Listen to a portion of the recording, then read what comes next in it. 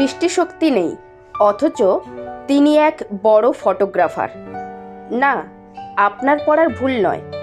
প্রণব লাল সত্যি এমন এক মানুষ যিনি জন্মগতভাবে সম্পূর্ণ দৃষ্টিহীন হয়েও ক্যামেরায় বন্দি করেছেন রঙিন পৃথিবীর নানান দৃশ্য। দিল্লির এই তরুণ পেশায় সাইবার নিরাপত্তা বিশেষজ্ঞ, কিন্তু বর্তমানে বেশি পরিচিত মূলত তার ফটোগ্রাফির জন্য। প্রণবের জন্ম হয়েছিল অকাল রেটিনোপ্যাথি নিয়ে, ফলে তিনি কখনো এই রঙিন পৃথিবীর সৌন্দর্য দেখতেই পাননি। অনেক দৃষ্টিহীন মানুষের মতো এ ছিল তার কাছে এক চূড়ান্ত সীমাবদ্ধতা। আর ফটোগ্রাফি, সে তো সম্পূর্ণ চিন্তাভাবনার বাইরে। কিন্তু অসম্ভব শব্দটি প্রণবের অভিধানে নেই।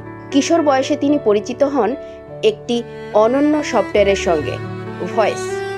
নেদারল্যান্ডসে তৈরি এই প্রযুক্তি ক্যামেরার মাধ্যমে পাওয়া ছবি শব্দে রূপান্তর করে। ছবির প্রতিটি রেখা, উচ্চতা, উজ্জ্বলতা আলাদা আলাদা সুরে বাজতে থাকে।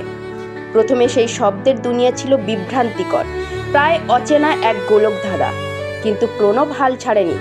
বছরের পর বছর অনুশীলন করে তিনি শিখে নিলেন কিভাবে শব্দকে দৃশ্যে রূপান্তরিত করতে হয়। প্রণব প্রমাণ করেছে, শিল্প সৃষ্টির জন্য চোখ নয়, প্রয়োজন অন্তর্দৃষ্টি, যা শুধু ইন্দ্রিয় দিয়ে নয়, আসতে পারে কল্পনা দিয়ে, শিল্পবোধ দিয়ে।